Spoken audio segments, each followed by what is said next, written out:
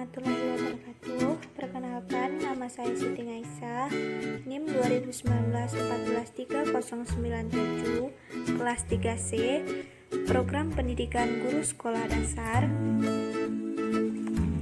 Pada kesempatan kali ini, saya akan menjelaskan materi yang berjudul Pendidikan Kewarganegaraan dalam konteks pembangunan karakter. Pendidikan kewarganegaraan atau civic education adalah program yang bersifat multifaket dengan konteks lintas bidang keilmuan yang disebut interdisipliner dan multidimensional, berlandaskan pada teori-teori disiplin ilmu-ilmu sosial yang secara struktural bertumpu pada disiplin ilmu politik. Menurut Udin S. Winataputra, pada tahun 2008, sifat multidimensional inilah yang membuat bidang kajian pendidikan kewarganegaraan dapat disikapi sebagai pendidikan kewarganegaraan, pendidikan politik, pendidikan nilai dan moral, pendidikan karakter kebangsaan, pendidikan kemasyarakatan, pendidikan hukum, dan hak asasi manusia, serta pendidikan demokrasi. Hakikat pendidikan kewarganegaraan atau civic education adalah program pendidikan pembelajaran yang secara programatik, prosedural yang berupaya memanusiakan dan membudayakan serta memberdayakan manusia atau anak didik diri dan kehidupannya menjadi warga negara yang baik sebagaimana tuntunan keharusan yuridis konstitusional bangsa atau negara. Program pendidikan kewarganegaraan menitik beratkan pada pembentukan insan yang religius, demokratis, cerdas, terampil, dan sejahtera, serta cinta bangsa dan bernegara, mampu menjaga nama baik martabat bangsa dan negara dalam pergaulan antar bangsa-bangsa di dunia. Secara prosedural, pembelajaran pendidikan kewarganegaraan menyiapkan bahan ajar pilihan yang secara fungsional ke arah pembinaan, pengembangan, dan pembentukan potensi diri anak didik baik dalam lingkungan fisik maupun non-fisik, secara demokratis, humanis, dan fungsional. Assalamualaikum warahmatullahi wabarakatuh. Perkenalkan, nama saya Elisa Septiana Dewi, NIM 2019-143-083, kelas 3C, Program Pendidikan Guru Sekolah Dasar. Baiklah, saya akan melanjutkan materi yang telah disampaikan oleh Siti Aisyah. Pada tahun 1900-an berkembang mata pelajaran CEFES yang diisi dengan materi mengenai struktur pemerintahan, bagian federal, Cross dan Zeleny 1958 sampai 1920-an. Setelah CEFES telah digunakan untuk menunjukkan bidang pengajaran yang lebih khusus, yakni Vocation CEFES, Community CEFES, dan Ekonomi CEFES atau kewarganegaraan yang berkenaan dengan mata pencarian kemasyarakatan dan perekonomian. Selain itu, istilah CEFES pada tahun 1900-an juga mulai diperkenalkan istilah Citizenship Education yang digunakan untuk menunjukkan suatu bentuk karakteristik education atau pendidikan watak dan karakter, dan Tacting Personalistics dan Fixture atau pendidikan etika dan kebijakan.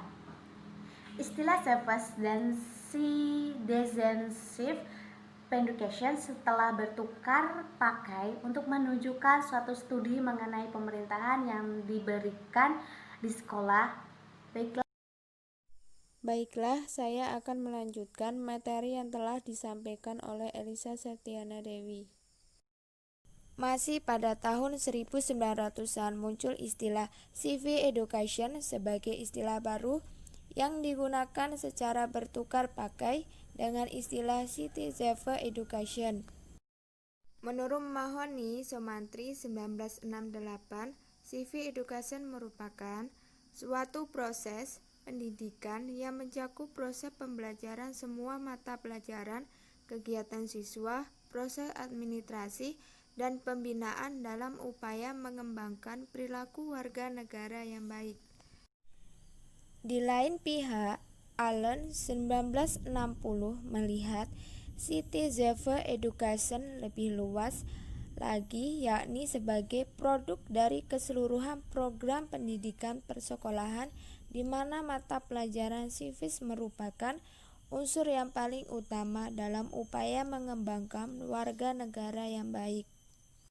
Dari uraian tersebut, tampak bahwa istilah-istilah civic dan civic education ternyata lebih cenderung digunakan dalam makna yang serupa untuk mata pelajaran di sekolah yang memiliki tujuan utama mengembangkan siswa sebagai warga negara yang cerdas dan baik.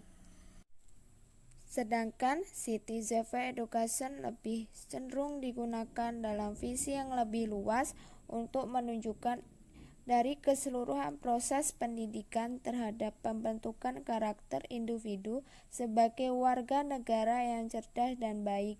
Sumantri 1968, Chogan dan Derricott 1998. Baiklah, saya akan melanjutkan materi yang telah disampaikan oleh Nurul Hidayani. PKN merupakan salah satu mata pelajaran yang wajib dibuat dalam kurikulum pendidikan dasar dan menengah sebagaimana yang telah dinyatakan dalam pasal 37 ayat 1 Undang-Undang Nomor 20 Tahun 2003 tentang Sikdiknas. Pembelajaran PKN memiliki visi, misi, dan tujuan. Visi mata pelajaran PKN adalah terwujudnya suatu mata pelajaran yang berfungsi sebagai sarana pembinaan watak bangsa atau nation and character building dan pemberdayaan warga negara. Mata pelajaran PKN adalah membentuk warga negara yang baik, yakni warga negara yang sanggup melaksanakan hak dan kewajiban dalam kehidupan bernegara, dilandasi oleh kesadaran politik, kesadaran hukum, dan kesadaran moral. Terima kasih.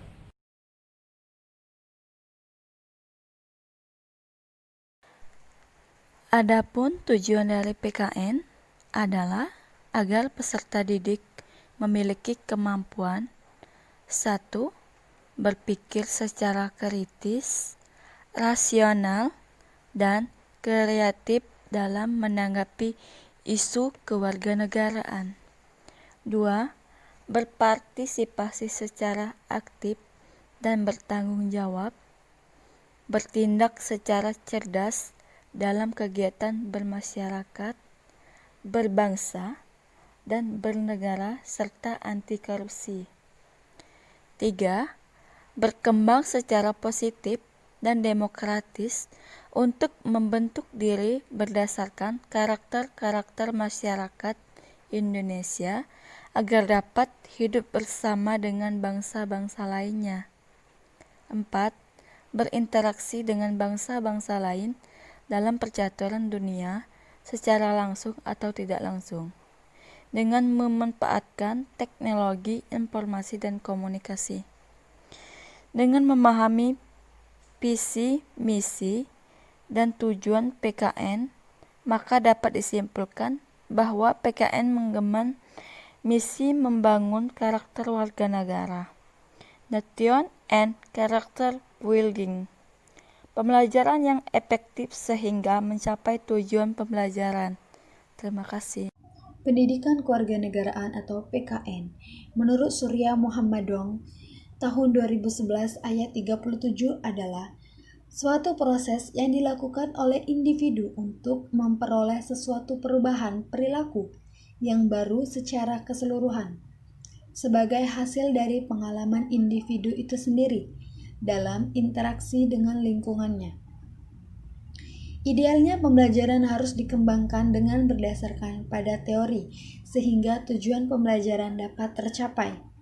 Adapun perkembangan teori pembelajaran dewasa ini telah memberikan sumbangan terhadap perkembangan dunia pendidikan. Teori-teori tersebut antara lain: A. Teori belajar behavioristik, B. Teori belajar kognitif, C.